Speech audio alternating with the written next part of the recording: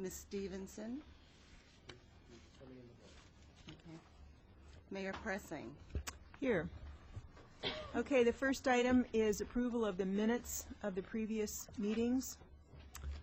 We have 3 different meetings here, March 19th, 26th, and April 2nd. Okay, motion by Mr. Smythe, second by Mr. Lewis.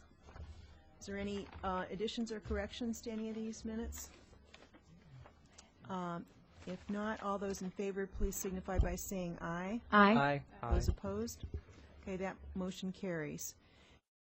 Additions to the agenda. Normally we have petitions and communications first, but we have Leslie McCain here, who's the Midwest Director of Business Development and Community Energy Incorporated. She's come all the way from Palatine, and Brandon Bowersox had requested that she be first. So, Leslie McCain.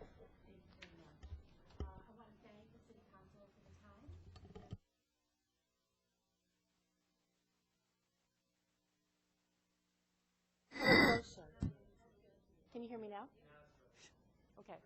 All right, so I would like to talk a little bit tonight about Illinois municipalities and what's going on with renewable energy. Actually, we have something in the state of Illinois now called the Illinois Municipal Wind Buyers Group, and that has started with the support of the Lieutenant Governor's Office and with the backing of the Illinois Sierra Club. So that part is really exciting. So let me explain to you what that's all about. Tonight, I just want to talk a little bit about my company, which is Community Energy. Community Energy is a wind development company. We build wind farms. We have a very unique business model in that we're the only renewable energy company in the country that builds renewable energy projects and markets the renewable energy certificates or green tags. And I'll explain a little bit more about that going forward. This is actually a picture from the city of Naperville.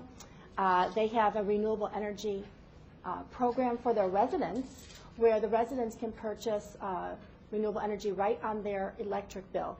They can do that because they have their own electric utility in that city, so it's a very unique business model. Community Energy, we pioneered the REC sales, which are renewable energy certificates, to customers. So we would link new wind farm development directly to the customer. We also won this last year in 2006, the EPA's Renewable Energy Technology Supplier of the Year. Why is that important? Because then you know that we're actually developing a lot of wind and that we were recognized for that. We merged with a Spanish utility in May of 2006 called Iberdrola, and Iberdrola is the largest producer of wind energy in the world.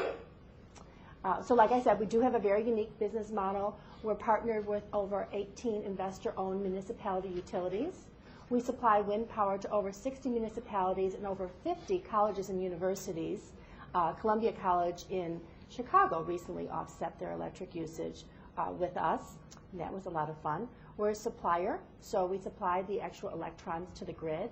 There's over 4 billion kilowatt hours of energy going into the electric grid from our projects, and then, like I said, we're a developer, and so there are over 18,000 megawatt hours of wind farms under development. In over 17 states, excuse me. This is something that's a little difficult for you to see, but just just brags about all our awards and recognition. So a few of our customers, a lot of them are here in the state of Illinois. You can see there's a lot of colleges on there, and some of our newest ones, which are Naperville and the village of Northbrook. Village of Northbrook is actually the founding member of the Illinois Municipal Wind Buyers Group. Whoops, sorry, I got a trigger happy there. Iberdrola, like I said, Iberdrola is the largest producer of wind energy in the world. Thank you. Corporate assets are over $50 billion.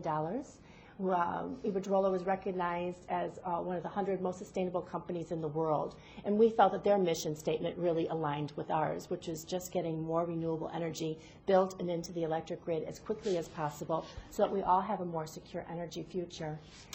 Here is a list of states that we have projects under development, and you can see at the bottom there it says that we have over 8,500 megawatts of wind in the pipeline. here in the United States. This shows some of our wind projects, not all of them. It's kind of weighted to the East Coast. But you can see here in the state of Illinois, we were instrumental in both Mendota Hills and Crescent Ridge, which is in Princeton, Illinois. The early stages of development of both those projects, and now we're building Crescent Ridge 2. And just to avoid any confusion going forward, there are 2 Crescent Ridge 2s. We are building one of them. They're named exactly the same thing. So I don't know. But there will be 35 turbines there, and that is, again, in Princeton, Illinois. So, you know, Crescent Ridge. Crescent Ridge was a $60 million investment. We have an interconnection and power purchase agreement with ComEd, so they're buying the actual energy from there. There are 33 1.65 megawatt turbines and on 265-foot towers. And when the blade is straight up, that's taller than the Statue of Liberty.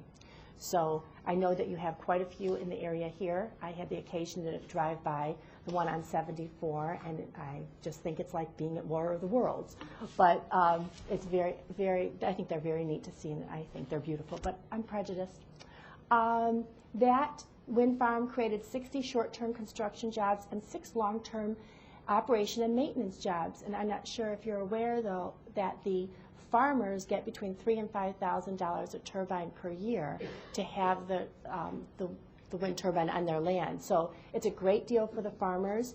At Crescent Ridge, the farmer who had the most turbines on his land went back to college and is now not only a farmer, but he's also the wind farmer.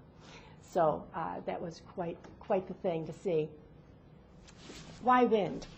Well, wind is emission-free, so it's a great greenhouse gas reduction tool. It's fuel-free. We don't have to worry about finding any fuel to make more fuel. That's really important. It's a fixed price. There'll be no big price spikes because we're running out. As we saw, it's a great economic development tool for the more rural areas. It's less centralized, so we don't need to worry about it being taken out. And it's highly preferred, customer demand, and a lot of media attention for wind, a lot of media attention. You can see here, this shows us where green power is coming from. The big purplish blue is wind, and it's the fastest growing contributor to the green power market. It's growing the quickest of any of the renewable energies. And actually, right now, it's powering less than 1% of our nation's current energy usage, but its potential by 2020 is 6%, and its overall potential, as far as we know right now, is 20% of our current energy usage could be supplied by wind energy. And that's where the turbines are now. They're getting taller, they're getting bigger, and they require less wind, and we're able to site them more places. So depending on, the development of turbines going forward, that number could possibly be higher. Everybody asks me about birds, so every time I take this slide out or make a presentation, I put it right back in.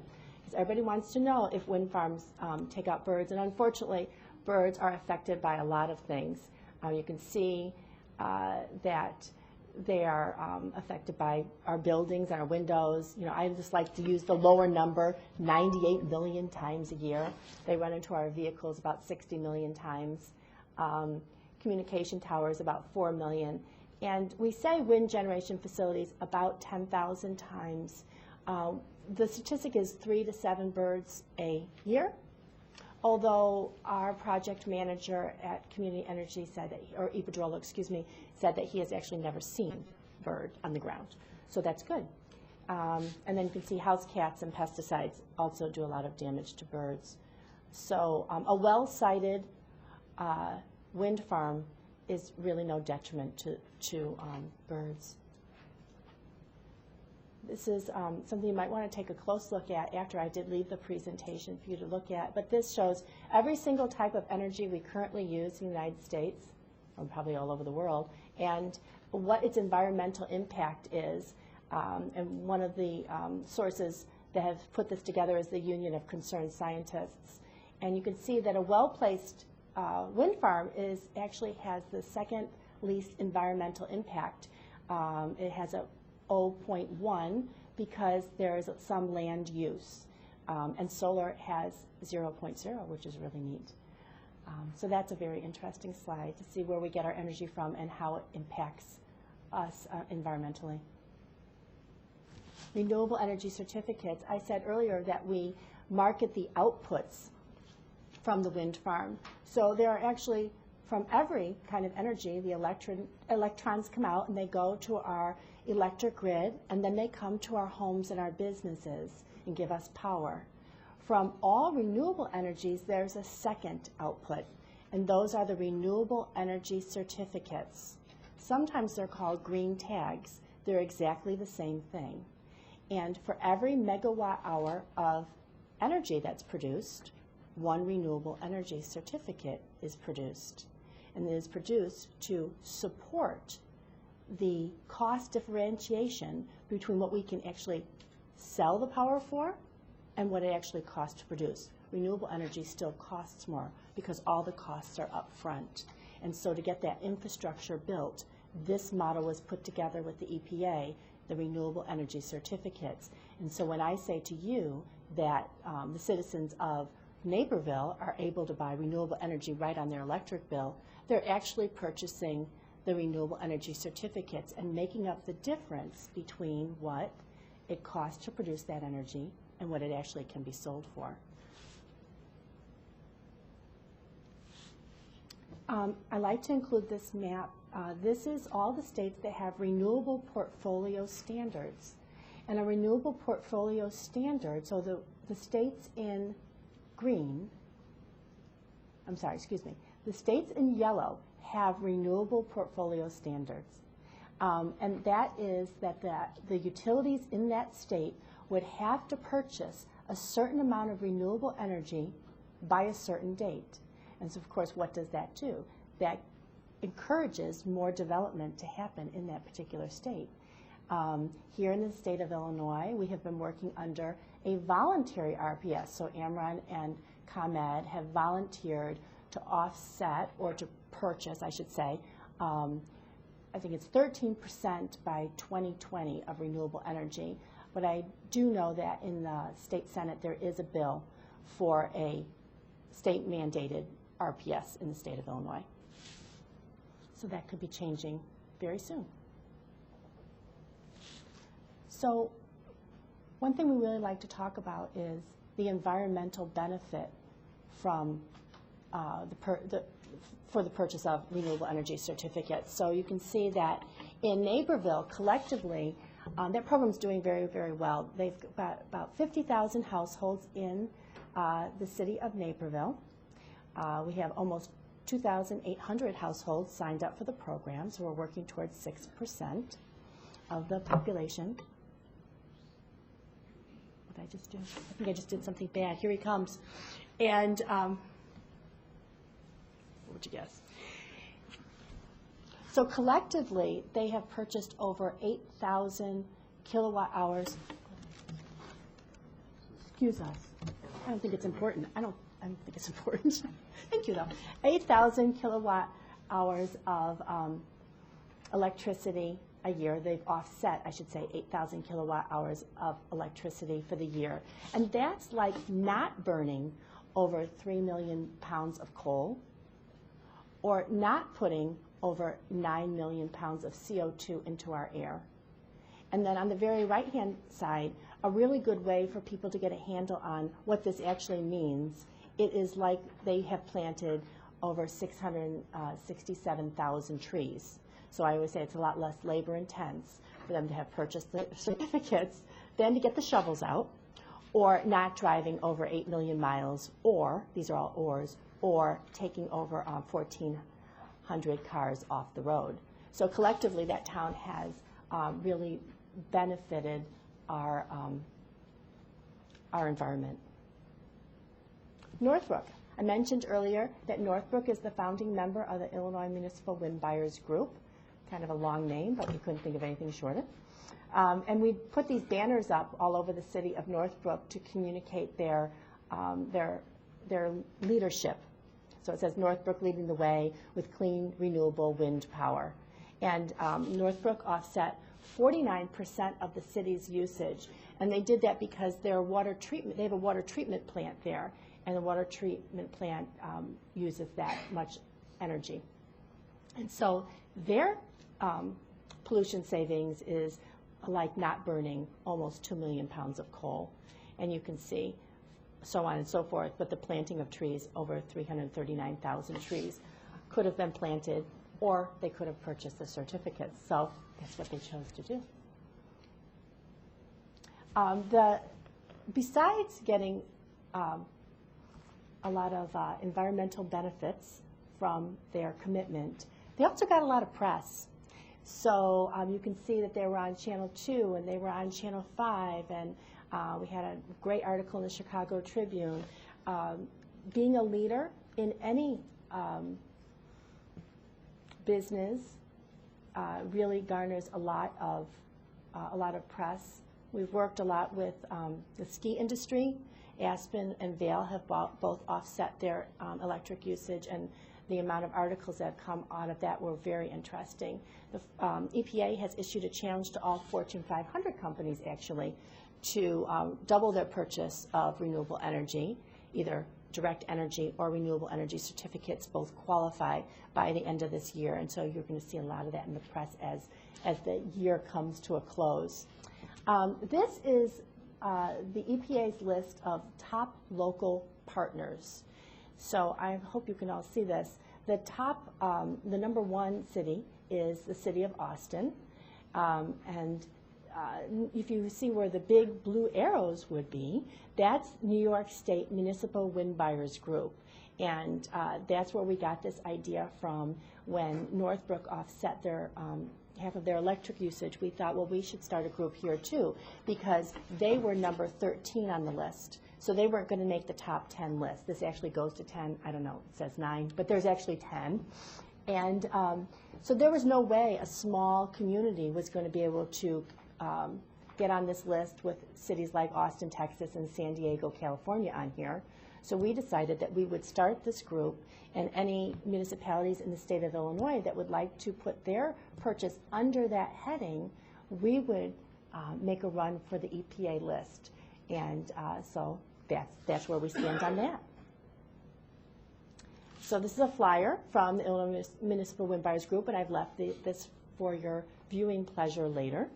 But you can see that we have a nice quote here from the Lieutenant Governor. He says, developing innovative all-American energy solutions is critical to protecting our environment and reducing our nation's dependence on foreign oil. I strongly encourage Illinois municipalities to lead the way in the effort to incorporate clean, renewable sources into their energy portfolios. And there's also a nice quote there from the Village of Northbrook.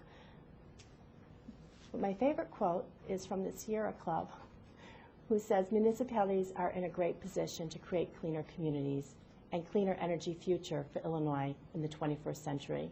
And through initiatives like the Illinois Municipal Wind Buyers Group, municipalities will help drive the development of innovative energy technologies to power our state with fewer health and global warming impacts. And that was written by Jack Darren, director of the Illinois Sierra Club. And so that's my presentation, and I'm sure there's got to be some questions about clearing up what renewable energy certificates are, or what the next step would be to exploring if this was correct for Urbana. Thank you. Any questions? Danielle. Thanks for your presentation. I had a question, which is what does it mean to be part of the Illinois Municipal Wind Buyers Group, and could you speak more to that? Yeah, what it really means is that you would be putting your commitment to renewable energy right under the heading of the Illinois Municipal Wind Buyers Group. So collectively, the state of Illinois would get recognized by the EPA for their commitment for Illinois' commitment to renewable energy. That's what it means. Your description makes it sound like we sign off on a particular set of criteria, but does it mean that we as a city or our city infrastructure buys utilities in a way that where it's produced by wind? Is that? Okay, let's see. Really what we're talking about is the offset, which are the renewable energy certificates. And let's say if the city of Urbana chose to participate and commit to renewable energy certificates, they could put their purchase under the heading of the Illinois Municipal Wind Buyers Group, which then, whose goal is to get onto the EPA list. But they didn't necessarily have to do that. They could just do this as their own entity. And so there's no infrastructure required. Like I said, we're using the Crescent Ridge 1 and 2. We're using the renewable energy certificates from those projects for this particular effort. So just to clarify, when the city buys its energy, it would, in addition to what we pay, also buy Yes, these certificates. absolutely. And that's how we would participate in this. Yes, because most of the energy that you're using here is from fossil fuels. So we know that in order, how do you negate that? Well, you could put infrastructure in and put your own turbines up, but that's kind of a big project to do and difficult to do. And so the model that has been put together with the help of the EPA are the renewable energy certificates, and that way you can claim the environmental benefit of not polluting by offsetting your electric usage with those certificates. Does that make more sense? Yes, thank you. Brandon? Yeah, I had a sort of similar question to make sure I understood. I mean, obviously, we get our power through the utility company. You know, it comes in off the lines, down the street, into the city buildings. We have multiple different city facilities. But by buying each kilowatt hour of renewable energy credits, we would mean that there was one more kilowatt hour of wind energy produced from some of these farms in Illinois, like Crestview, and one less hour of energy fossil produced fuel. from coals or other fossil fuels. Right, and you're displacing the old dirty energy, I'm just going to say it, the old dirty energy with the clean new energy. It's sort of like a bathtub, you know, that much fossil fuel energy did not go into our electric grid, that much clean wind, in this case, wind energy, because all renewable energies do produce renewable energy certificates attached to the megawatt hours. And the electrons we all get are shared by everybody. I mean, they come through the utility and Right. down the line. So the exact electrons that we use to light our lights wouldn't necessarily be the electron that came from the specific wind Right, farm. because they all get mixed up together. They all get We mixed together. can't, yeah, we don't have the green line and the brown line. Yeah. So, you know, it's going into our energy grid and collectively cleaning our air. Thanks. Right. I think Dennis was next. So it seems possible that the city could direct staff to purchase the certificates, the renewable energy certificates. That seems like a very positive thing to investigate in. Is that a possibility also available to individual homeowners who receive bills from our local energy company? Since it's a voluntary program, is there a way that they can buy into renewable energy as well? Right, I know what you're saying. Currently, that would have to be done on a credit card. I live in a city, I live in Palatine, and there is no renewable energy program in my town. So I am able to do that on a credit card. But to promote that to the residents at large would be very difficult, I think, to convince people to do that. You know, the hope is that our state utilities would eventually offer residential programs just like Naperville does with their own electric utility. But right now, there's not a residential program. This is basically a municipality program. This is municipalities and larger energy users are mostly doing this, colleges, universities, Fortune 500 companies. Yes, homeowners can do it, but like I said, that's a credit card purchase. Would they be able to go to your website? Yes, they to could find go- out how that might happen if they Yeah, want if to they pursue were that? interested in doing that, the website is newwindenergy, all one word, .com. Yeah, okay. Thanks. Okay, Robert Lewis. If, for example, a city wanted to invest in a farm, and let's say purchase $20 million worth of wind turbines, and we got onto the grid, would we set up ourselves for the distribution of certificates? Oh, I see what you're saying. Could you also produce renewable energy certificates if you owned your own wind farm? Absolutely. And Because from every megawatt hour of electricity produced from any renewable energy, the certificates are also produced. But by also, when you produce the certificates, you're offsetting the initial investment Yes. that others have made in, let's say, a $60 million operation. Right, Okay, that's thanks. exactly true. Lynn Barnes.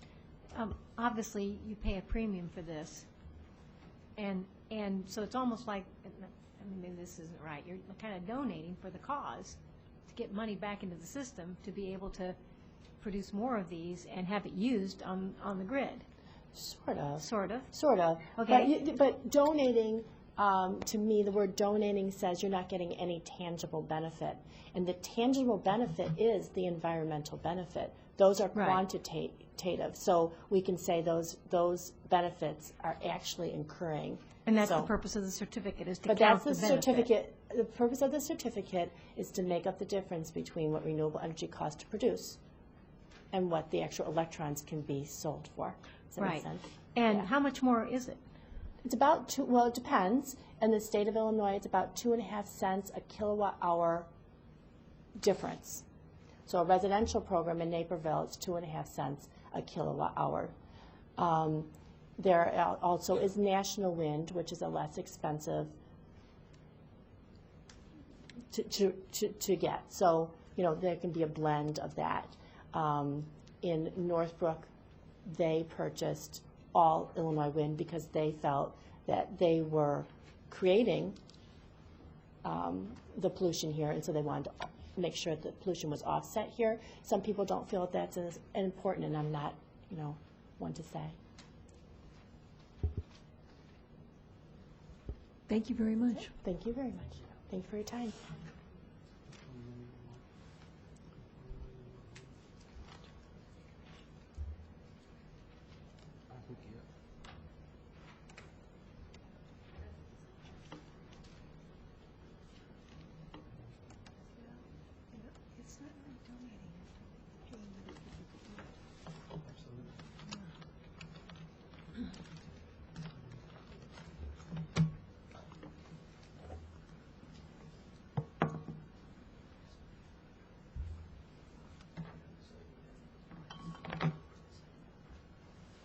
Yeah, a lot of things hooked up there. Okay, we'll move on to public participation. And I'd like to start with Julie Birdwell from New Prairie Construction.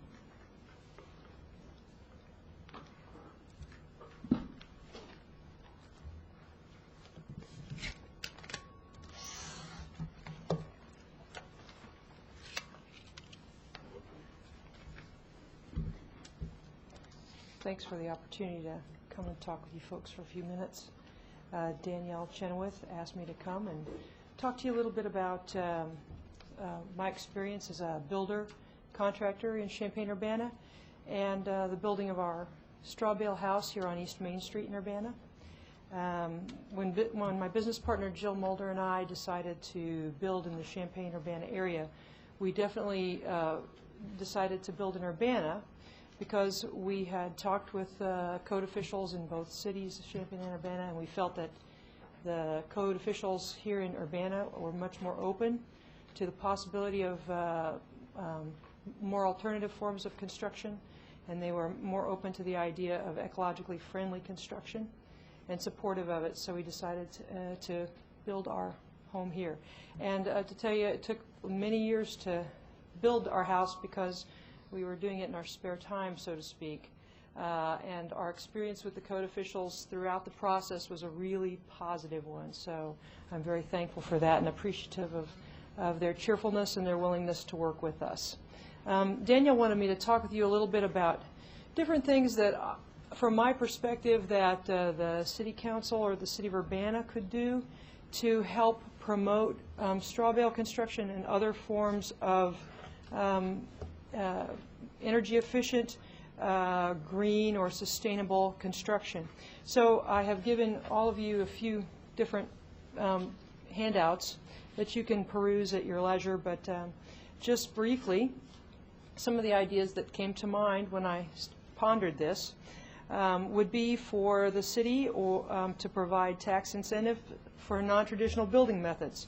Some ideas might be tax credits, permit waiver fees, or extended homestead exemptions for any building that met certain environmental criteria. Actually giving grants out, either money coming from the city, from the state, or from the feds to subsidize the cost of alternative building. Giving preference to ecologically planned energy efficient building when you're making a determination about how the land of our municipality is being used, or to also institute LEED requirements for new developments. You could also explore the use of energy efficient sustainable building in terms of low income housing, because a lot of times the people that are actually living in low income housing are the least able to deal with a huge rate increase in their utility bill. So if you have that piece of your budget already low because you have a very energy efficient structure, it really helps you know, keep ahead of your budget and all that stuff.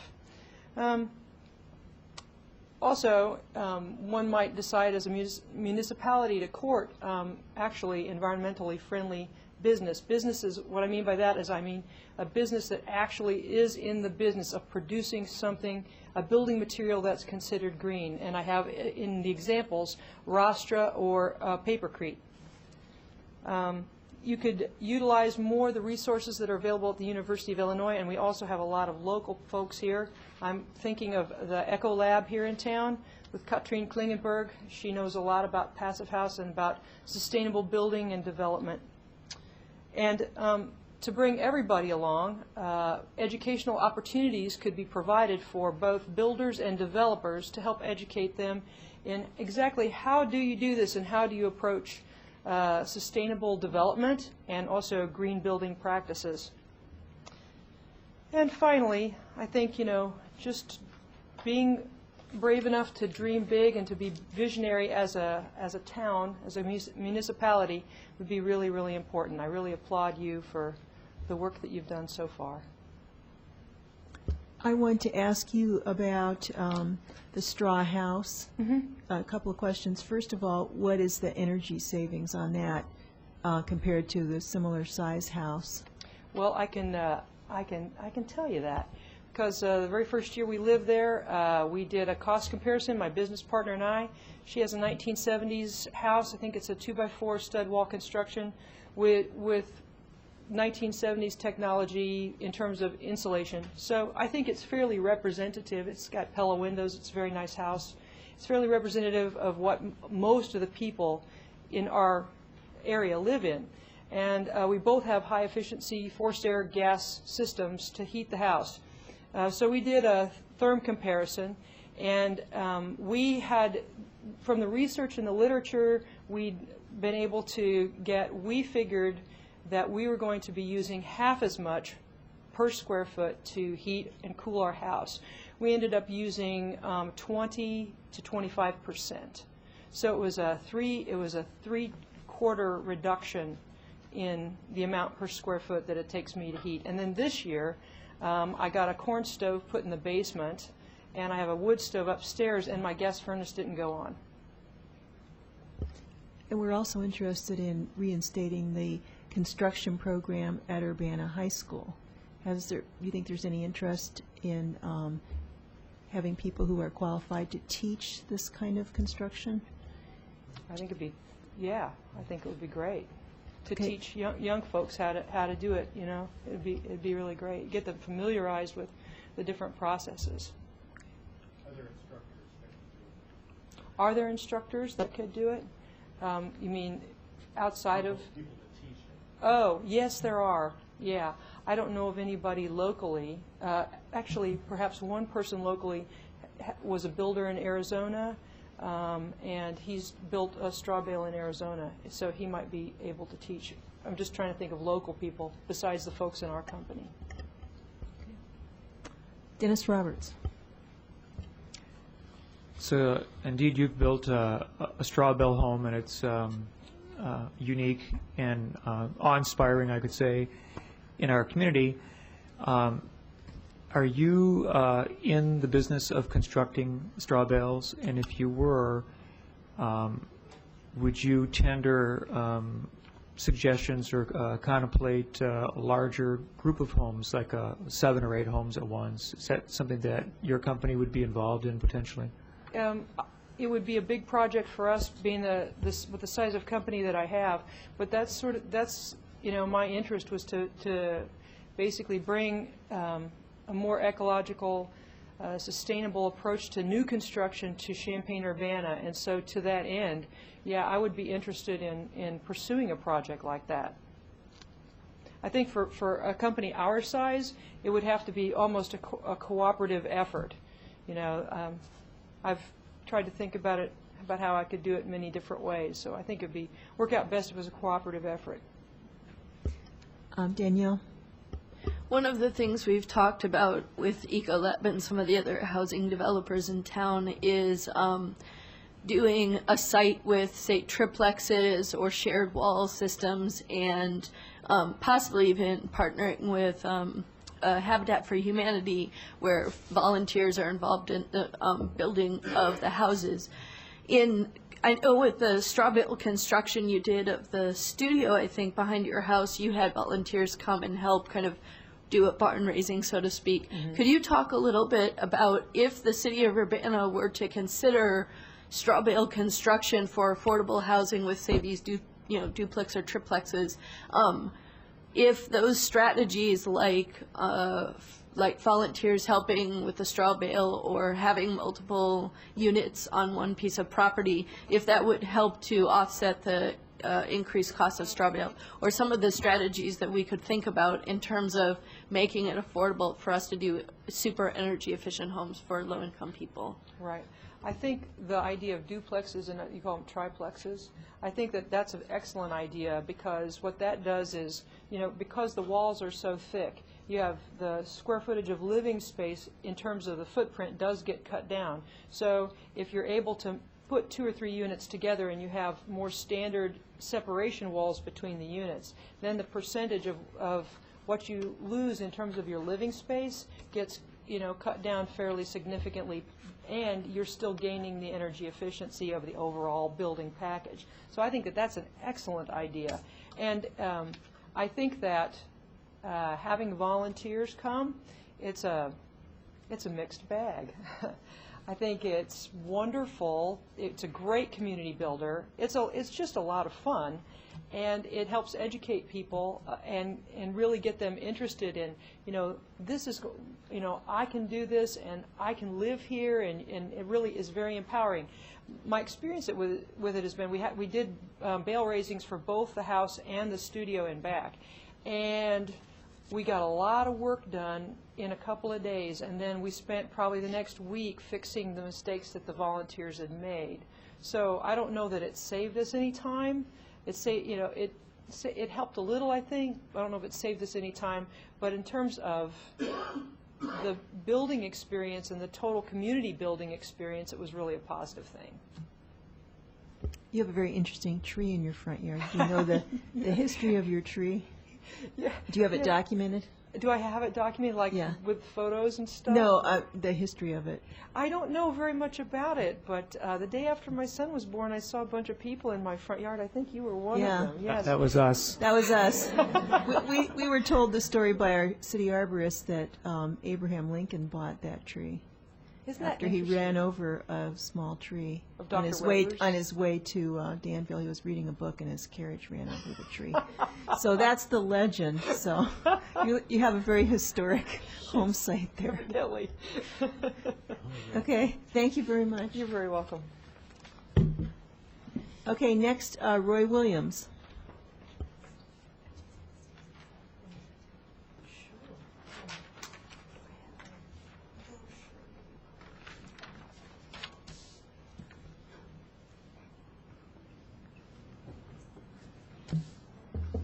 Thank you. My name is Roy Williams. I live at 1304 West Beach in Urbana. I live in the third ward. I, as of late, describe myself as a as a bootblackologist emeritus.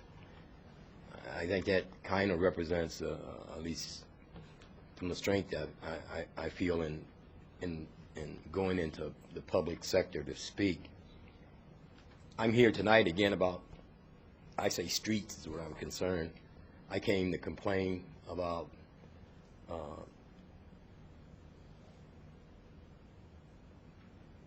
the transfer of property belonging to the city, belonging to all of us, to a member of the city council. Or we're not, to say property is really not quite fair, but not that long ago, same kind of situation happened with a city councilman, Art Zangro, is that his name? He owned the property at the corner of Race and University, and he got into explaining to the community that his desire to use the TIP district benefits loan programs, even as a city councilman, was based on his desire to raise the value of the land so that the tax base would be built up. And the council, in a general sense, didn't buy that. When I talked about the bricks, the pile, I think only a couple of days, a friend went by. We were having breakfast, and he drove me home, and he didn't have time to drive by the site. So I went home, and he visited the site, but I didn't see him that same day. I didn't see him to the next day. But I'm an early riser, and I see myself as a politician, and I think one of the responsibilities of all politicians is to trust and accept when information is given out, but you also have a responsibility to verify, check, go see, trust, and believe in your lying eyes instead of the reports that you get from people. His report was that had been moved was based on his drive-by down the street, and he didn't see anything. I drive a much different vehicle, just me, body, I walk, and therefore I get closer and I'm down lower. Part of the thing that we did, or at least a close friend does, in referring to blacks, generally was associated with the Republican Party more so than Democrats, that they would always remember to not be confrontive and aggressive, that the ideal for success was to get down low. That's what happened to the bricks over there. And they weren't moved, as far as I'm concerned. The movable tended to be, at least for me, my view, to be professional, that it was a skilled job done by contractors or the city staff. I'm not saying that happened. I'm saying it looks professional, it's neat, low, not obvious, but that means that, at least in my opinion, an additional gratuity being advanced to a council member. I'm not trying to be a moralist in any sense of the word, but I don't believe that you guys who are on the city council are entitled to any level of gratuities, even though you are a resident of a certain area, that there cannot be special treatment. In fact, not even the same treatment as the rest of the residents in your various wards. That's the stake that you give up in order to be a contributor here, at least I hope. The other viewpoint for me was, as I discussed before, was that it's difficult for me to look out on a construction site and see an all-white crew. In my neighborhood, I'd like to be sure that the work being done there is being done by minorities, like I'd like them to be working anywhere in the city. I'm not saying the sacrifice should be just so that we only ones that get the minorities, but you didn't work anything there last year when you used the city's crew. You're not, and let me change that. You did. It was a concrete finisher that was in there from Danville. Met him, Mr. Robinson. Nice gentleman. But they moved him in the process. I'm afraid that Mr. Robertson's job is to be the view of the contractor's progress wherever he needs a face of color. I think it's easy to, get out and have some trust in your lying eyes. I trust mine. I know what I see. And the contractor's inventions that speak to something different than what I'm seeing, I'd be very distrustful of that kind of situation. And I again ask you to be mindful of my criticism of you, because it doesn't belong to the individual alderman. I think it's all you guys' problem. And if it's visited by members of your staff, it's also their problem, because I inadvertently forgot that I had said something to a staff member, and so Mr. Lewis had a real mean look at me, and I didn't even see it till I started to leave. And I don't know that I blame him. I've not visited this place here in a while. There are lots of people here that I don't know. There's some that I do, but it's not easy to sit in your spot and have critics, and Mr. Lewis, who have known me from that community for a while, that didn't seem to. Roy, you've gone past your 5 minutes. Could you wrap it up, please? Y'all don't have a bell to tell you, Okay. The clock's gone too. Okay.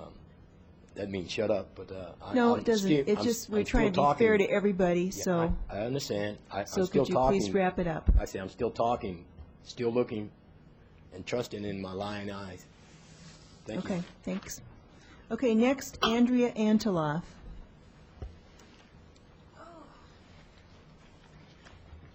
Would you please state your name and address and try to keep it to 5 minutes? Thanks. 4.5. Okay. Andrea Anteloff, 810 North PUC, Urbana, Illinois. I don't know. Yeah. 4 3/4. I moved to the West Crystal Lake neighborhood April of 1997. The home was bought under the assumption that the boundaries had been established in regards to Carl Hospital's expansion. Over the years, I've attended the meetings held by Carl on occasion, often scheduled within a few days' notice, sometimes just before and after a holiday, sometimes 2 meetings for the year within weeks. For anyone to assume there is a working or even known relationship between Carl and a simple majority of the residents in the area would be incorrect. Over this decade, they have consistently refused to supply agendas, notes of the presentations as a matter of policy. This business entity has done little as possible to gain community input. These meetings, I feel, have been a facade of neighborhood input. Even as late as today, I met 4 residents in this targeted area who had no idea that their area was targeted. So if you don't see a lot of people coming in when the Carl presentation was happening last Monday, that may be why. This is not a neighborhood that communicates via email, that is home regular 8 to 5 hours and everybody's out gardening. We have odd hours. We do shift work. Word may not be out. People may not understand the ramifications of what may happen if this is rezoned. My only concern with Carl is really with, because of the demonstrated behavior with these meetings. My husband went to a meeting in February. He came home flabbergasted that our home was now included in this 10-year acquisition plan, and asked for copies, and again, nothing was forthcoming. Many meetings have been devoted solely to the hospital's resume. We came last Monday to get to the council meeting to give this organization one last chance to show its plans. And after not finding the presentation to the council online, on the council agenda, we found again that Carl had shown up to a meeting with just their resume. Even at the late date of April 12th, the neighborhood organization is still just sending out copies of the News Gazette article. Suppose in the last 2 years since the 1995 agreement has been up, people had elected to spend thousands on home projects that were not reflected in their property value. Suppose they just took out a loan for a garage or a plumbing bill. If we had, might we face financial ruin? Especially if we were forced to sell at a time of another's choosing, perhaps when interest rates were double-digit. 3 homes in different stages of different ages within blocks of this new targeted area have paid a $10,000 bill range for their home sewer connection. Is this coincidence? I would like the city as a good faith effort to address this connection charge, because it can pull some people out of their home and renting for the rest of their lives. The Supreme Court of the United States has changed the interpretation of the meaning of eminent domain recently. We've heard some assurances that this does not affect us, that like Illinois is one of the many states from state level on down has taken precautions to protect their citizens, as every state in the union has scrambled to do. I would like to hear something more official on this line, because some people are really scared. I talked to a woman this afternoon who was frightened to death that she would be homeless if she had a sewer backup. She didn't even know what sewer backup insurance was. Outside of the $10,000 that they'll insure you for the basement damage if you have 3 feet of raw sewage in your basement or your home, the connection, again, to the city, to the home, is not covered by anyone. $10,000 bill could render someone homeless and in debt. And, 3 houses and within a block of each other. The physical effects of building very close to older structures can be damaging. I remember the Harvard apartment building just fell down when something close to it was building a really big new fancy apartment building. Many people suspect the sanitary district is overwhelmed with the growth we're experiencing, and have, I think residents should be warned en masse that they should be having this type of insurance as we're experiencing this growth. Now, hard as it may be believed to at this point, I would like to see Carl expand further into Urbana. I would like to see growth and prosperity. I would like to see the council give the hospital a substantial tax incentive to rebuild its Sunnycrest. This area is virtually deserted, designated business. It is surrounded by 3 primary arteries of transit, Kirby, Windsor, Vine. They said they did a transit study. I've seen no evidence of it.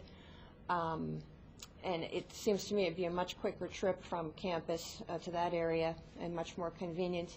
Sunnycrest is an area that would welcome Carl's dedicated security staff presence. It's widely diverse and densely populated with residents who would welcome being able to walk to work at every level of employment. Its owner-occupied homes would welcome the increase in property values. The new subdivision struggling in that area may sell out overnight should such a project go forward. I know Stone Creek houses still have a lot of lots to sell. I think that's something, if I were a physician, I would be probably looking at those homes. Carl's expansion in the West Crystal Lake area only devalues the residential property and the potential retail property for small business on University Avenue, many of which they own. Residential property and small business property within walking distance of campus is by definition already more valuable to the homeowner and to the small business owner. What do I want? I don't know. This is all very overwhelming, and we haven't had a lot of chance to really come to a consensus, talk about it. As I said, 4 people just found out today that they're in a zone that has a target on it. What do I want? I would like Carl to sell back the homes they own, and they obtained years ago, under a buyer's owner-occupied agreement. Until that time, I'd like the homes to be not rented, but used as guest homes for patients' families. I'm sure a lot of patients' families, I'm sure they have a waiting list sometimes for the guest house that they built. People come from out of state. I know we get a helicopter going 24/7 of people with very serious injuries. So, you know, there'd certainly be no shortage of people to stay in them. In the past, some of the tenants they've chose, they seem to be based on, you know, how well they could encourage owner-occupied homes to sell. I really don't want to go through that again. I would like them to do this on the same timetable they presented here for their own expansion. I felt that expansion, considering some people have just found out that they're in a targeted area, of ending in July, was kind of quick.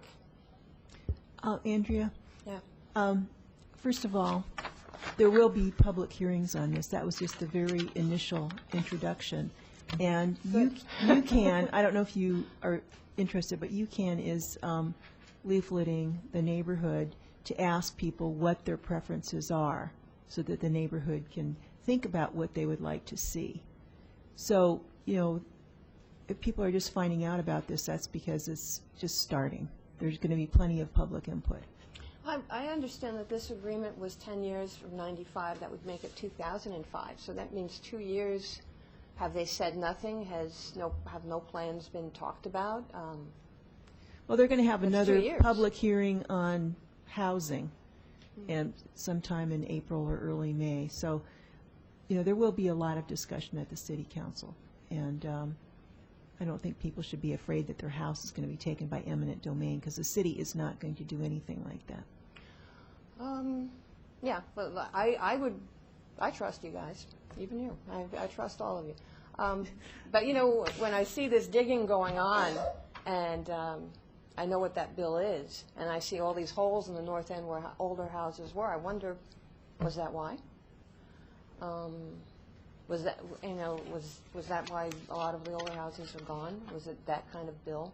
So I understand the public works. You mean a is bill looking for at that. sewer Yeah, replacement? the connection. I couldn't tell you. I don't know. I'd have Yeah. to look at each individual house and find out what the reason was. But, you know, as I was walking around the neighborhood, I mean, 4 yards completely dug up with mud everywhere. It dawned on me, what's going on?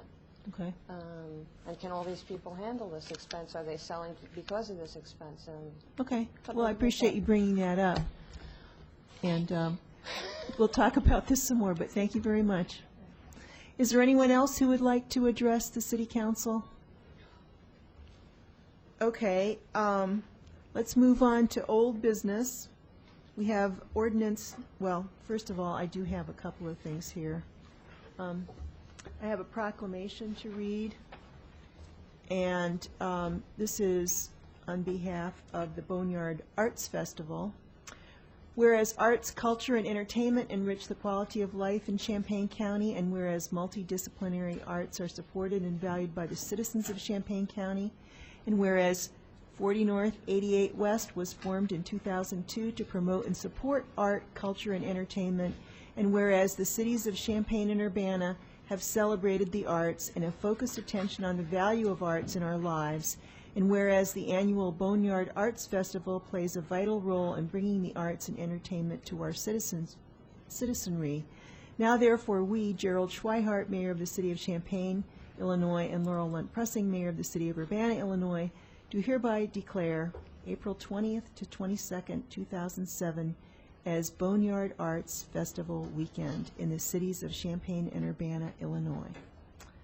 And here we have the head of 40 North, 88 West to receive this. Thank you.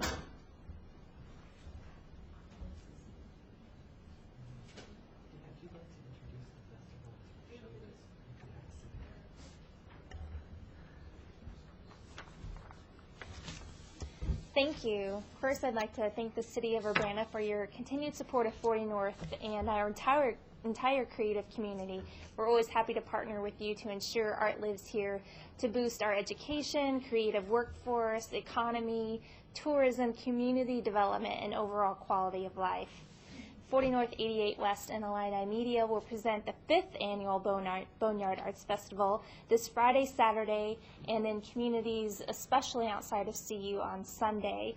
We have 80 venues throughout 7 different communities featuring over 500 visual, literary, and performing artists. There are 23 venues right here in Urbana.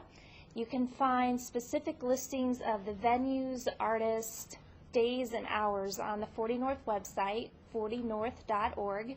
We'll also have the official festival map, looks like this, inserted in this Thursday's Buzz and the News Gazette. It will be on the 40 North website, and it will also be at information tables in downtown Champaign, Campus Town, and here at Lincoln Square Village, so you can pick one of those up to find your route. We're also going to have the 3rd annual late night space with support from Krannert Center for the Performing Arts. This year, for the first time in downtown Champaign, we'll have live music from reggae and Afropop to marimba and a homemade instrument straight from the streets of New York. So it's going to be an exciting event. We'll also have dance and interactive visual environments, art installations. It's a once-in-a-lifetime experience. If you don't see it this weekend, you'll probably never see it again in your life. So we encourage everyone to plan out your route and get out and experience the arts that live here, not only this weekend, but throughout the year. So thank you. Thank you very much, Jennifer Armstrong. Thanks. And I did have a letter that I got from Jean Burns on the Carl expansion. She's worried about her house. I've given it to all the council members. Any other petitions or communications from council members? Okay, let's move on to old business. Ordinance number 2007-03-029.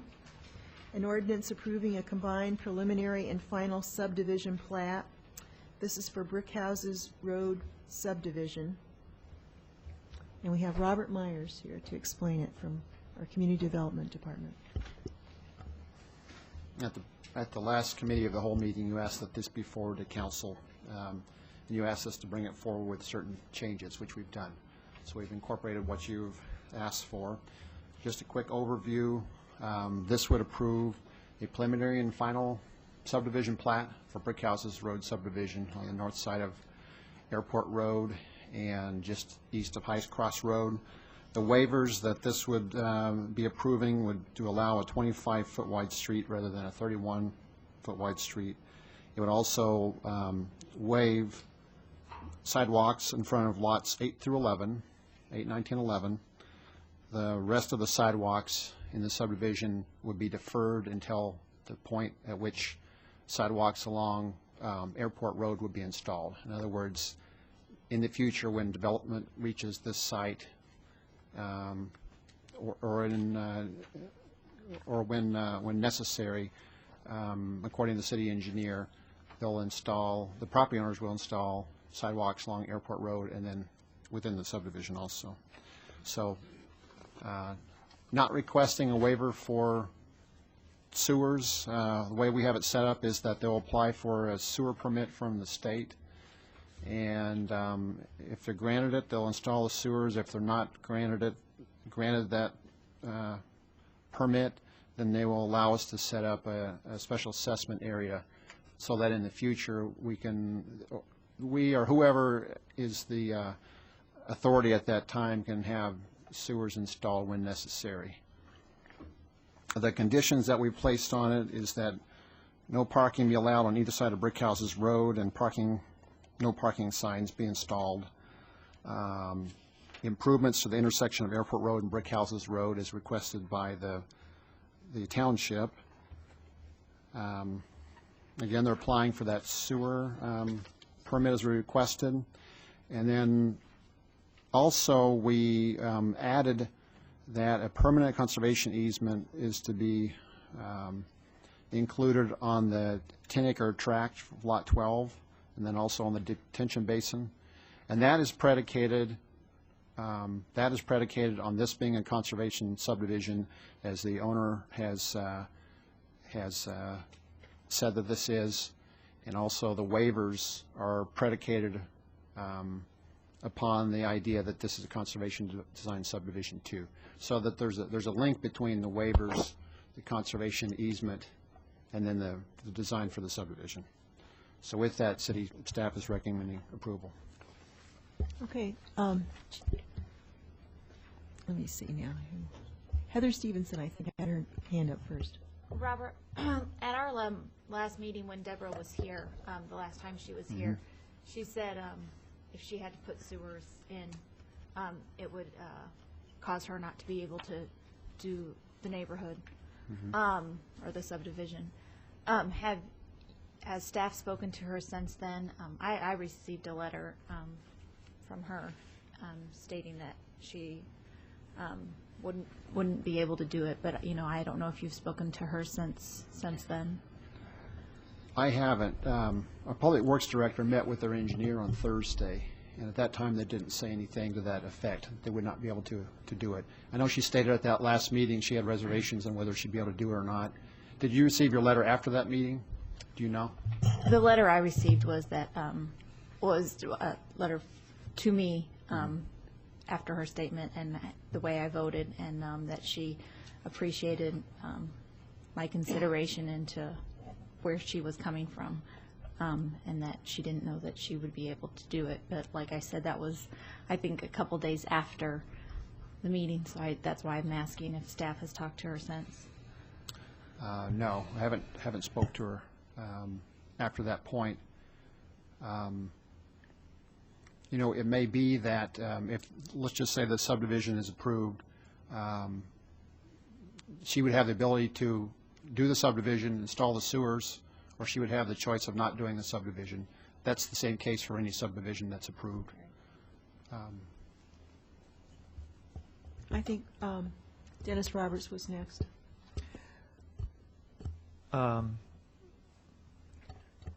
partly, I guess I was going to ask, basically, if, since she hasn't withdrawn the subdivision plans, I assume that she was prepared to go forward, but you were just explaining to me that not necessarily the case, that she could or could not, depending on how she evaluated her situation at the time. Right. We asked her previously if she wanted to, when she was talking previously about she wasn't sure if it was going to work financially with having to put in sewer, we asked her if she wanted to withdraw her application. She said no. She wanted City Council to take action on it. And you talked about that there's going to be a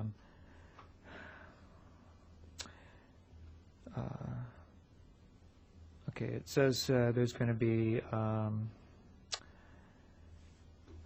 well, you were talking about an assessment, basically that a special service area would be established to pay for the construction of the sanitary sewers, and that involves a future assessment of the property owners to achieve that. Am I getting that right? The way I understand it, we're not, the developer, the property owner would allow us to set it up in the future if necessary. Okay, so it just gives the city permission to go ahead with the installation process of a sewer system. Right. It would allow us to set up, or whoever the jurisdiction is, to set up that special assessment area. It's like a special taxing district that would allow the monies to be recouped.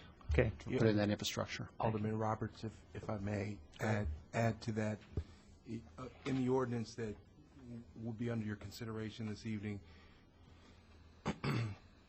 if for some reason, for a technical reason, IEPA doesn't approve it, then she would be required to fix that technical reason. If it's a non-technical reason, then there would be a covenant actually attached to each of the properties. So and it would be on the plat itself. So there would be full and fair warning to any and all purchasers and builders in this subdivision that should, if the sewer's not going in now, but you could be required to pay a special assessment sometime in the future. So I believe under both circumstances we'd be covered. Lynn Barnes. I recommend approval. Motion by Ms. Barnes, seconded by Mr. Smythe. Daniel Chenoweth. The only part of the memo that I don't understand clearly is number 9, and so I was wondering if you could explain what it means to have a permanent conservation easement. I guess the simple question is, can the Insanas own that pond and also have a conservation easement? So the one doesn't negate the other? Mm-hmm. Okay. Yes. And this particular condition, has this been reviewed by the petitioner and agreed to? Or is this something we're offering without necessarily having heard feedback from them? My understanding is that she agreed to this. I'm speaking to Mr. Waller and Libby Tyler. That was, Robert, I don't know if you have a different understanding, but my understanding was that we proposed this as a requirement because there's a certain portion of this land that obviously we're predicating these waivers upon this being what she says it's going to be. Okay. And that she understood and agreed to easement. Is I don't know that if you have a your different That's my understanding. understanding, too. Okay. Anyone else? Mr. Smythe? Yeah, I think we're setting a bit of a precedent here of setting up a conservation subdevelopment of sorts, and I hope that the Plan Commission will address this in a formal way in the near future so that we can, so we don't have to go through quite the pain that we've gone to get to this point, because I think this is a very positive development. I'm real pleased to see it get here. I hope that the Insanas go through with this. I think that the one issue that they're still worried about, the sewer one, really is not that big a cost, because all we're really expecting is the sewer pipe basically down the street. We're not requiring that they run a second connection from the house to these sewers for now. They just have to run that sewer, and it is in effect an insurance policy. I have a lot of confidence in what Bill Gray has said and the work and the research that he's done in this. So I think we've cut back on the sidewalks, we've cut back on the street, I think very wisely to minimize runoff. I think the city has done everything it can to encourage this project to move forward, and it's up now to the Insanas to make it work, and I hope they do. I think their neighbors, for the most part, will welcome this as well. I think this is a good project. I hope it goes forward. Okay, would the clerk please call the roll? Ms. Barnes? Yes? Mr. Bowersox? Yes. Ms. Chenoweth? Yes. Mr. Lewis? Yes. Mr. Roberts? Yes. Mr. Smythe? Yes. Ms. Stevenson?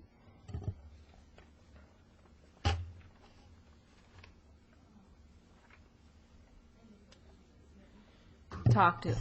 I'll vote yes. Okay, the ordinance carries. We have reports of standing committees. The Committee of the Whole, that would be Brandon Bowersox.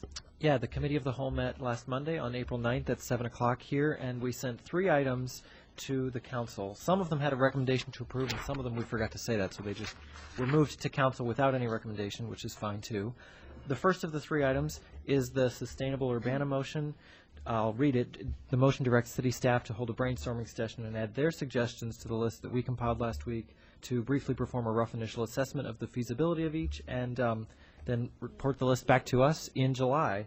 I provided in the packet a list of the 17 items. If council members have feedback, if I missed or misunderstood any of the items you wanted to add to our list of considerations, just let me know, and I'm excited to move ahead with this. So for the committee, I'll move approval of the motion. Second. Sounds like we had 3 seconds there. Okay, motion by Mr. Bowersox, seconded by Ms. Barnes. Is there any other discussion? I just want to thank Brandon for putting this all together and for the many ideas that came from several council members. Okay, all those in favor, please signify by saying aye. Aye. Those opposed, motion carries. The second item is a resolution for improvement by municipality under the Illinois Highway Code. This is for the 2007 motor fuel tax resurfacing. It is Resolution 2007-04007R, and I think based on putting my notes together with the clerks, we sent this here without a recommendation, but we did send it to council. So I would make a motion to approve the resolution. Second. Okay, motion by Mr. Bowersox, seconded by Mr. Smythe. Is there any discussion? Okay, all those in favor, please signify by saying aye. Aye. Aye. Those opposed? That one doesn't need a That vote. resolution carries. Okay, Mr. Bowersox. Okay, lastly, we have an ordinance approving the City of Urbana and Urbana-Champaign County Home Consortium fiscal year 0708 annual action plan. This is ordinance 2007-04034, and we sent it here with a recommendation to approve it. For the committee, I so move. Motion by Mr. Bowersox, seconded by Mr. Smythe. Any discussion? Would the clerk please call the roll? Ms. Barnes? Yes? Mr. Bowersox? Yes. Ms. Shenowith? Yes. Mr. Lewis? Yes. Mr. Roberts? Yes. Mr. Smythe? Yes. Ms. Stevenson? Okay, that ordinance is passed. Okay, we move to reports of officers. Mike Brunk would like to make a report. Our city arborist.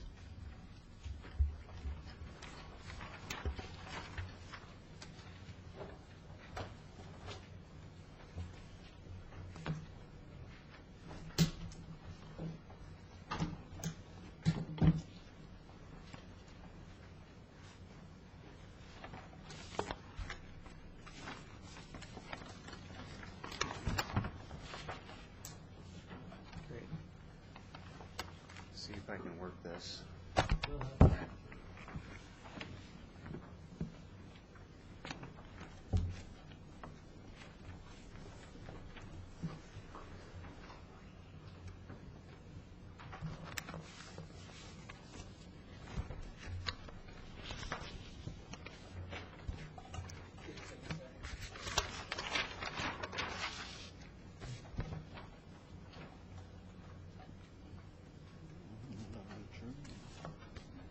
What I came to do tonight was to present a new publication that we just came out with. It's been a 5-year project to put together, and we're very pleased and excited about it.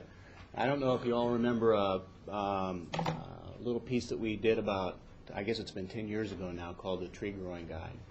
And the purpose of that publication, as well as the purpose of this publication, is to educate our citizens on how to care, plant, and select trees, specifically around one's home. So we're trying to eliminate a lot of mistakes that have been made in the past, and we're also trying to promote trees that are lesser known. So we're trying to diversify our forest, much like we have strived to do on our street trees. So when and if exotic disease or insects come into the community, our forest will be protected through diversity. And I wanted to take the opportunity also to present this to the public, at least the people that are watching. I'm going to be presenting this on the Illinois Gardener Show soon, and we do have publications out right now at the Urbana Library, the Nita Purvis Center, Urbana Public Works Department, the U of I Champaign Cooperative Extension, Champaign Public Works, the Champaign Library, as well as some other communities, and I'll get into that in a little bit. As we walk through the publication, I'll just kind of brief through it. We've made it a color publication to draw a lot of interest in it, and it's quite unique. We've got a lot of good people that were on the editing team from a number of other communities to a number of major universities, the University of Illinois, Southern Illinois University, Western Illinois University, and Joliet Junior College. Staff from the Morton Arboretum were also on this editing team. And we talk about things such as planning your landscape. We have a page that we lay out to show people various things such as spacing around one's home. We have a little checklist that's called the Right Tree, Right Place checklist. We talk about things to avoid. We provide tips, such as one problem that we come across on a regular basis, especially in new subdivisions, is individuals trying to establish new lawns and trees at the same time. And it's deadly to the trees. New grass requires so much water, and usually the soil is so poorly draining that the trees just drown. So we really stress to people to establish your lawn 1 year, and then after the lawn's established, to plant your trees. So we have little tips like that. We also go through the publication and we talk about detailed instructions on tree planting to ensure people understand that the tree should be sitting on solid ground, the base of the ball should be sitting on solid ground, that they should look for the root flare when they're planting the tree and not plant it too deep. In fact, it's a little better to plant it shallow. Basic things like that so we ensure the tree survival and we don't have problems down the road. We also talk about year-round care, and we have the newest, most advanced watering instructions for trees, and it's not as much as you would think. And I'll just present a short synopsis of some of that. And basically, the new information coming out now is 1 gallon per caliper inch. So many of us, me included, many years ago, would put a slow soaking hose on trees, and 5 or 10 or 15 gallons at a time, and it's a problem. It's too much water. So the new information is 1 gallon per caliper inch, and at the city we plant 2 caliper inch trees, so that's 2 milk jugs. And it's just a slow soak, and it's about once every 5 days in this area, maybe every 3 days when it's super hot. So that's some interesting information that's fairly new. We have a very detailed selection guide with all kinds of information in the table about the tree, about 32 trees. And then my favorite part of it, which I can show a portion of to the viewers, is our poster. And if you open that up fully, there's a poster that kids just love. What they are is they're watercolor renditions of trees that we're suggesting, and in fact a few of them are actual Urbana trees. So I wanted to make the council aware of the publication. We solicited communities and organizations prior to printing, and we had a very surprising response. And we had taken orders of 60,000 copies prior to printing. So the publication is throughout Illinois now. I should mention that we did the publication solely with donations. And that's part of what took me so long to get it together. So there's no tax dollars, no Urbana tax dollars used for this publication. It's free to the citizens, and it's full of good stuff.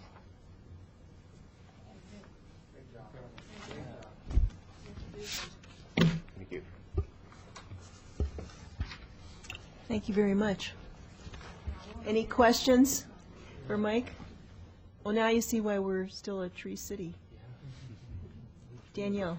I do have a quick question because you're here and it's been asked of me. Trees that are in a public right-of-way, the space between the sidewalk and the street, are owned by the city because they're part of that public right-of-way, at least in most cases. If those trees look like they might drop large branches onto a housetop, is the appropriate person to call the city, or is it the homeowner's responsibility to take care of the branches that extend over their property line? That's a city liability. That's our responsibility. When people see dead wood, they should call us. We inspect all the citizen calls about tree damage, tree concerns, dead limbs, dying trees, and then we take those inspections and we prioritize the work. So the most dangerous trees are done first. If there are large dead limbs over a home, that's a high priority for us, depending on the size. If they're sizable, certainly it's a high priority for us, and they should let us know at Public Works. Dennis Roberts. I imagine that this is really not completely germane to the selections of the trees that you're bringing to the attention of the people in Illinois.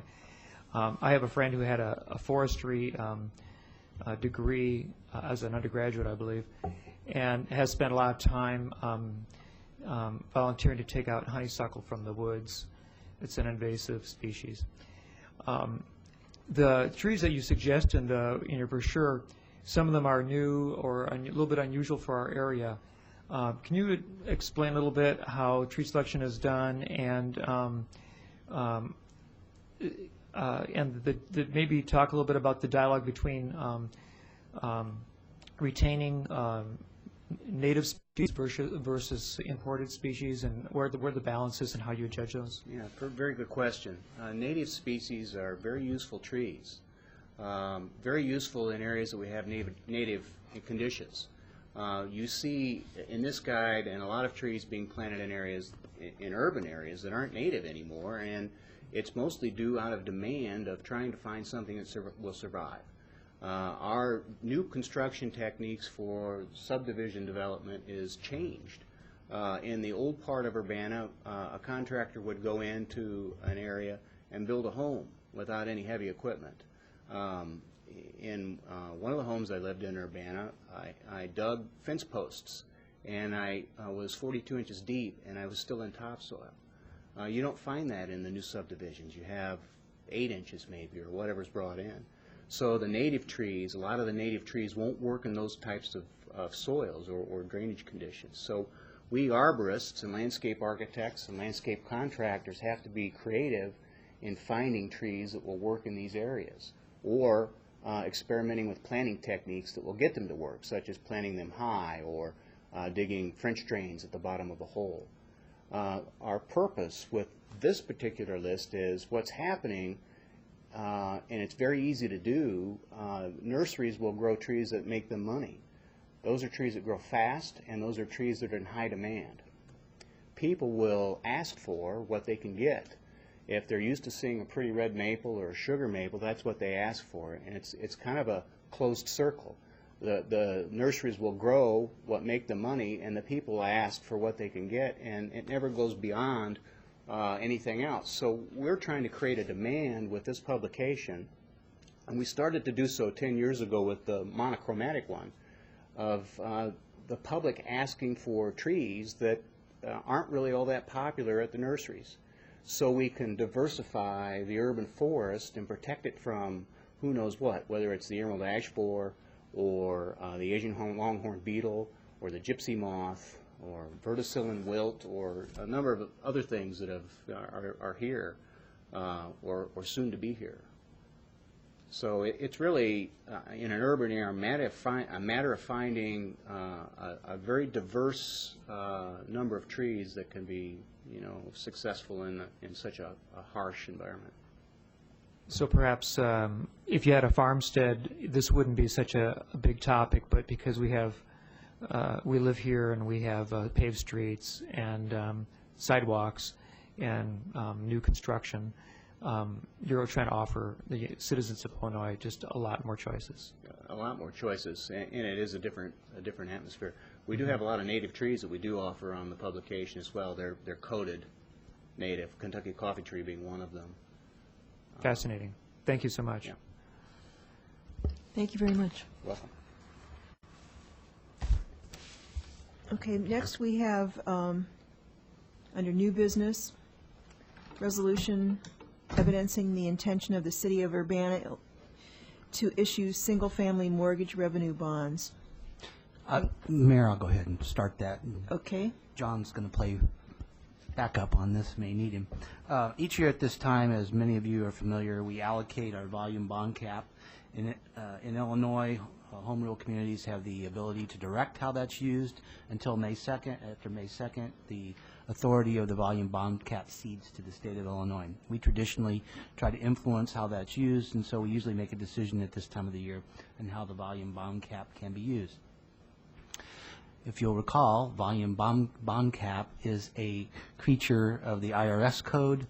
It is simply an amount of private activity tax-exempt bonding authority that is granted to us through the IRS code. In the case of Urbana, or in the case of Illinois, it's $85 per citizen, or $3.2 million for the city of Urbana.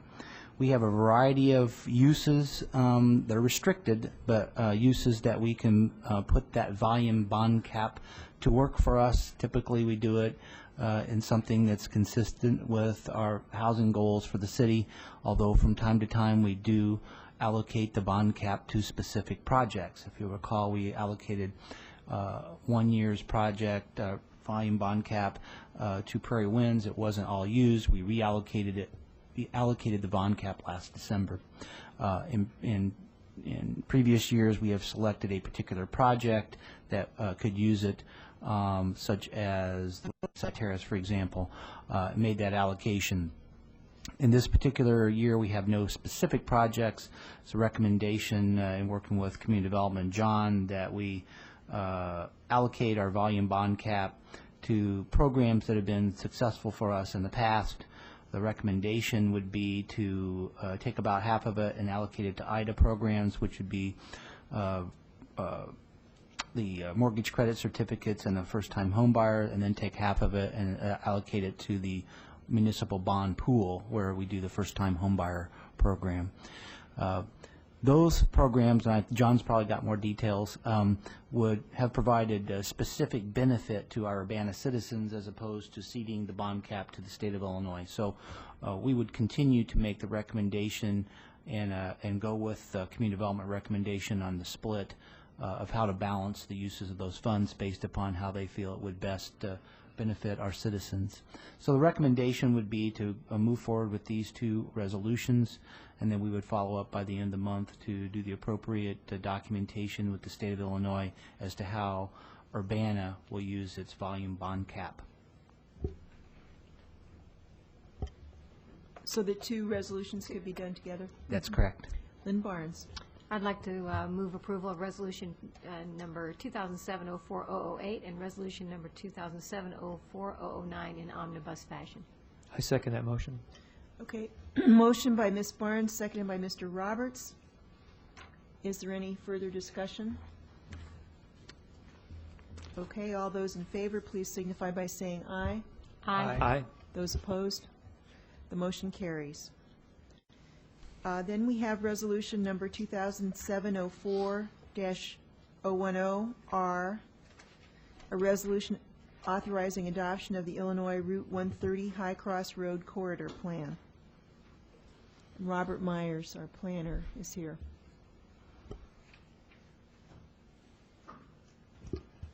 This requested action is formal adoption of the High Cross Road Route 130 Corridor Plan, and this is the plan that you reviewed previously and requested comments from on the final draft. The comment period was in January 2007, and this is the final document that's been prepared. Just to recap, the city received a grant in 2003 from the state of Illinois, and to prepare a plan for the Route 130 corridor, which has been done. I think ended up with a wonderful plan in a lot of ways, but especially I'd like to note in terms of the public participation, just a great effort on the behalf of the consultants, Champaign County Regional Plan Commission, and the plan itself that you have a copy of, and then plus here's public comments, which was a lot of public comments, obviously. But the amazing thing about this plan is that decades ago, transportation planners basically would come up with a plan and they would ask for a few parting comments from the communities. And this plan was quite different, in my opinion, in that the residents and the stakeholders were really asked what specific improvements do you prefer? And then they proposed the improvements, and then those improvements were analyzed in the transportation model, and all the technical expertise was still made, and it was determined that this particular set of preferred alternative, this solution, will work. And so that's what we have in this plan. So with that, we have a resolution for approval here. We did have one comment. We discussed this at length before the Plan Commission, but they did have one comment. It would to add a note under section 5.3. This is in your memo under action requested, that if and when the city considers formal adoption of the access management guidelines, that the city exclude references to maps included in the guidelines. That's because the maps are outdated, correct? Well, they are currently, they're being updated as we speak. That's my understanding. And those access management guidelines, from what I understand, is a document that's prepared by CUWATS. And all the different communities and the township, et cetera, can adopt that if they choose to. They could make changes to that, I understand, if they felt like it's necessary. But the map that was under discussion as part of the access management guidelines, has been or is being updated as part of the normal, regular process. Okay, Ms. Stevenson. I would move approval. I would second. Charlie. Okay, I think it was seconded by Charlie Smythe. It's fine. Motion by Ms. Stevenson, seconded by Mr. Smythe. Any discussion? Ms. Chenoweth. I agree that I think the public participation process in this was very stellar. It was very well publicized, and I appreciate that. And I also think it's indicative that the process was very positive, because unlike some historic conversations about 130, we don't see a lot of negative public input this evening, and I think that is a testimony to getting that input and incorporating it over time. I just had a couple of questions.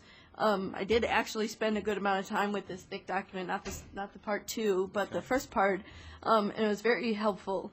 The first question I have is, I saw that one of the things that is listed for further consideration is the complete streets concept, and that section talked about what a complete street concept is, but it didn't really provide some context, and I didn't go into all the public participation parts for why that was considered kind of for further consideration rather than something that we would adopt in this plan. So I just wanted to get some history. Why would it be for further consideration rather than adoption? Yes. Can I get some help, please? The report authors are here in the audience, so I know that they can give you a very specific Here come reason. the intrepid staff members from RPC. I'd like to present, I'd like to introduce Susan Chavarria and Rita Black with Regional Planning Commission, who are the report authors. The Complete Streets is something that has more recently than not come into our vision, is what we'd like to see for the whole community. It really wasn't too much in our sights early on in the planning process, and it's not something that we really considered in the beginning as part of the scope of the work. But it is definitely something that we've seen through the public comment that we'd really like to see for the whole community, and so we think it needs further consideration. And I think that's going to be found through the Urbana Bicycle Plan process, that's where it's going to come to fruition. So when you mean complete streets, you mean that they can be used by multiple users, bicycles and... Alternative transportation modes. Then, thanks, that's helpful. My second question is, I saw some samples of other cities in, well, first off, the 130, it appears it needs to widen, to develop capacity, widen south of the interstate, and that makes sense to me. I saw some models in the document of other communities where with the addition of lanes, there was also kind of a pedestrian safe haven in the middle, and there are different pictures of that, but I didn't necessarily see that in the preferred alternative. And so I wanted to know, and I might have missed something, I wanted to know if there were medians for pedestrians or safe islands that are recommended for High Cross Road 130, and if you could speak to that. For the Illinois 130, south of 74, yeah, we are recommending the design to include medians, and we met with Menards that they are doing some of the improvement, and I got together and they agreed to move in that direction. More detail in other areas, we don't have those details because that is going to be developed by developers. Then it will be up to the developers to do it. But on the main corridor, on the Illinois 130, that will happen. That's great news, and I'm happy to hear that. Was there any discussion, I also saw pictures of doing kind of boulevard canopy, where there's actual trees in the median, so that you begin to get a sense of splitting the street visually instead of having one big piece of pavement. Was there discussion about that at all? There was some discussion about it, but there were some concerns about what kind of trees they need to provide and those kind of things, and they were going to move further discussing that with Public Works about what to do there. But Public Work agree with Menards and IDOT to put some irrigation on the medians to provide for planting. What kind of planting, I don't know at this point. That's great. And just two additional questions. One is, in our discussions about Meadowbrook Park and its location next to what's ended up being a pretty significant, state street, Windsor, we have safety concerns related to that. And so I wanted to know the conversations about avoiding a Meadowbrook situation in the future with High Cross Road, because I know that although we have Weaver Park, which is a significant park, there aren't as many parks right in the far southeast corner of Urbana. And so I don't know how involved the Park District has been, or if there's been conversations to avoid a situation where a park would be located kind of across High Cross Road from a residential area. I know there's a lot of residential areas planned for the west side. That wasn't discussed because we use the zoning that you have for that area, and the zoning doesn't specify in detail where a park will be located. But I'm sure that Urbana will discuss that with the Park District if that happened sometime. Okay, Bill Gray would like to comment. Our Public We've Works had a few Director. discussions with the Urbana Park District staff, and there are no plans to have anything adjacent to High Cross Road. Great, thanks, that's all. It really was a very good process. I commend you on that. Everybody had a chance to talk about it, and I know the group that I was in wanted to see trees in the median. Dennis Roberts. Yeah, okay, I'm going to be number 3 on that one.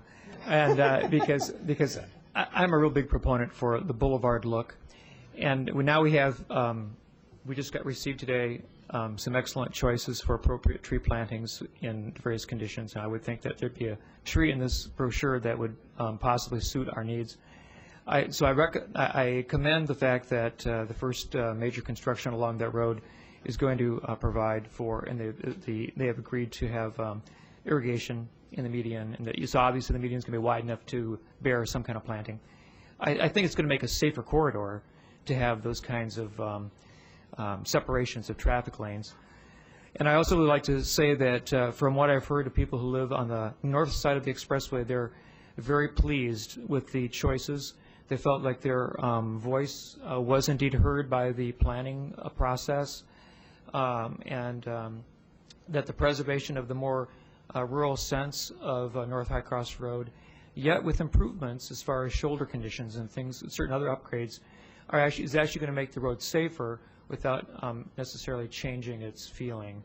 And I think that's a huge success for this project, and one that means a lot to the people who live there. Okay, thank you very much. Anyone else? Okay, there's a motion by Ms. Stevenson, seconded by Mr. Smythe to adopt this Route 130 High Cross Road Corridor Plan. All those in favor, please signify by saying aye. Aye. Aye. Those opposed? Motion carries. Okay, we would like to go into closed session for collective bargaining issues. We need a motion to do that. Second. Okay. Could I Someone just else want to wants make to sure comment. that you all, yes, Okay. Mayor, I just want to make sure you all cite that statute for the Oh, record. pursuant to 5 Illinois ILCS 120/2C2? Okay. Let's have a roll call then, please. Would the clerk please call the roll? Ms. Barnes? Mr. Bowersox? Yes. Ms. Shenowith? Yes. Mr. Lewis? Yes. Mr. Roberts? Yes. Mr. Smythe? Ms. Stevenson? Okay, let's go upstairs into a closed session then.